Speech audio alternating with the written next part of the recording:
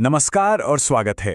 आज के इस भाग दौड़ भरी दुनिया में एंग्जाइटी और बर्नआउट तो जैसे आम बात हो गई है, लेकिन क्या हो अगर मैं कहूं कि हजारों साल पुराने एक ग्रंथ में आज की इन बड़ी बड़ी चुनौतियों से निपटने का एक प्रैक्टिकल रास्ता मौजूद है।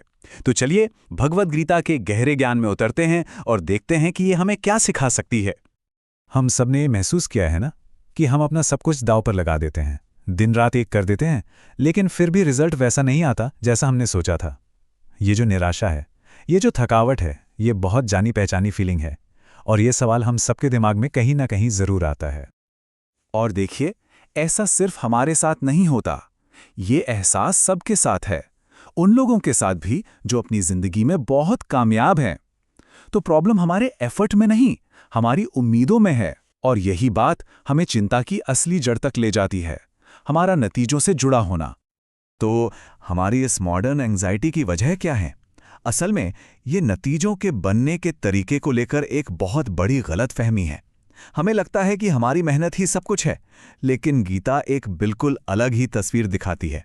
चलिए समझते हैं इसे। गीता का ये जो मूल सिद्धांत है ना, ये सच में आज़ाद कर देने वाला है। ये कहता है कि हमारा कंट्रोल सिर्फ कर्म करने पर है, उसके फल पर तो है ही नहीं। तो जिस पल हम रिजल्ट की चिंता छोड़कर सिर्फ अपने एफर्ट की क्वालिटी पर फोकस करते हैं, एंग्जाइटी अपने आप कम होने लगती है। मतलब असली बात यह है कि हमारी चिंता उस नतीजे से चिपके रहने से पैदा होती है जो आखिरकार हमारे कंट्रोल में है ही नहीं। और जिस पल हम इस सच्चाई को अपना लेते हैं, हम कहीं ज्यादा शांत और फोकस्ड मन से काम कर पाते हैं। अच्छा, अब आते हैं एक बहुत ही पावरफुल फ्रेमवर्क पर, जो ये हसल कल्चर वाली पूरी कहानी को ही बदल कर रख देता है। गीता हमें बताती है कि हमारी पर्सनल मेहनत एक बहुत बड़ी पहेली का सिर्फ एक छोटा सा टुकड़ा है। चलिए उन 5 फैक्टर्स को देखते हैं जो असल में किसी भी नतीजे को तय करते हैं। और यहां एक बहुत दिलचस्प बात है, हर फैक्टर अपने से पहले वाले से ज्यादा पावरफुल है। मतलब व्यक्ति से ज्यादा ताकतवर है स्थान, स्थान से ज्यादा ताकतवर है प्रयास, और प्रयास से भी ज्यादा ताकतवर है किस्मत, और इन सबसे ऊपर है दैवीय कृपा, जो किसी भी चीज को बदल सकती है।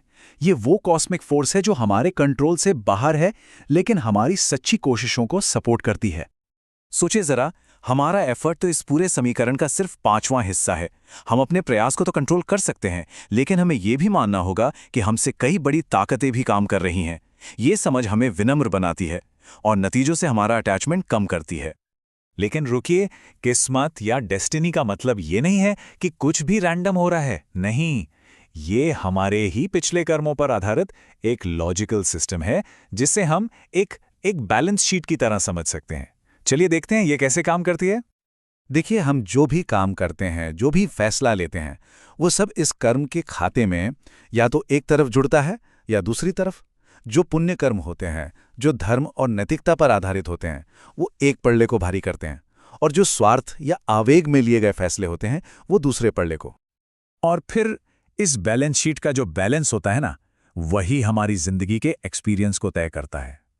जब पुण्य का पलड़ा भारी होता है तो जिंदगी में चीजें आसान लगती हैं, मौके मिलते हैं, और जब पाप का पलड़ा भारी होता है तो बार बार रुकावटें और मुश्किलें सामने आती हैं। तो सवाल ये उठता है कि हम इस कर्म बैलेंस शीट को अपने फेवर में कैसे करें, खास तौर पर आज के इस मुश्किल टाइम में। खैर, शास्त्र हमें एक बहुत ही सिंपल लेकिन पावरफुल चीट कोड देते हैं, जो खास तौर पर हमारे समय के लिए ही बनाया गया है। देखिए, हम जिस युग में जी रहे हैं उसे कलयुग कहा जाता है। ये संघर्ष का, पाखंड का और मटीरियलिज्म का युग है। यहां ध्यान भटकाने वाली चीजें इतनी ज्यादा हैं कि आध्यात्मिक तरक्की करना बहुत मुश्किल है। इसीलिए इस युग के लिए एक खास और आसान रास्ते की सलाह दी गई है। शास्त्र इस बात पर बहुत ज्यादा जोर देते हैं, कोई दूसरा रास्ता नहीं को 3 बार दोहराने का मतलब है कि ये बात पत्थर की लकीर है। ये बताता है कि इस मुश्किल दौर में आध्यात्मिक तरक्की का सबसे पावरफुल और पक्का तरीका भगवान के पवित्र नामों का जप करना ही है। और सबसे बढ़िया बात पता है क्या है? इसे शुरू करना बेहद आसान है। कोई खास नियम कानून नहीं, कोई तैयारी नहीं। आप इसे चलते फिरते, काम करते हुए कभी भी कर सकते हैं। बस कोशिश करनी है कि मन को उस जप की आवाज पर टिकाया जाए। धीरे धीरे शांति और पवित्रता का एहसास अपने आप होने लगता है। और अब आते हैं सबसे आखिरी और शायद सबसे जरूरी आइडिया पर, ये आइडिया हमारी जीत और हार की पूरी परिभाषा ही बदल देता है। ये एक ऐसा नजरिया है जो हमारी सारी चिंताओं को ही खत्म कर सकता है। ये एक बहुत पावरफुल आइडिया है।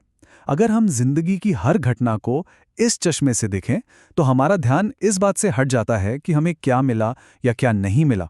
हमारा फोकस इस बात पर आ जाता है कि उस घटना से हमारी आध्यात्मिक तरक्की हुई या नहीं। मतलब सफलता और असफलता बाहरी नहीं रहती, वो अंदरूनी बन जाती है। मतलब इस बात को सोचिए कि कोई तथाकथित फेलियर अगर हमें ज्यादा विनम्र बना दे, हमें भगवान पर और निर्भर कर दे, हमारी आस्था को मजबूत कर दे, तो असल में वो फेलियर नहीं, वो तो बहुत बड़ी जीत है। ये दिखाता है कि हमारा नजरिया ही सब कुछ बदल सकता है। महाभारत में पांडवों का उदाहरण इस बात को एकदम साफ कर देता है। चाहे उनके पास राजपाट था, या जब वो जंगल में सब कुछ हार गए, या जब उन्होंने सब वापस जीता, हर हाल में उन्हें भाग्यशाली कहा गया। क्यों?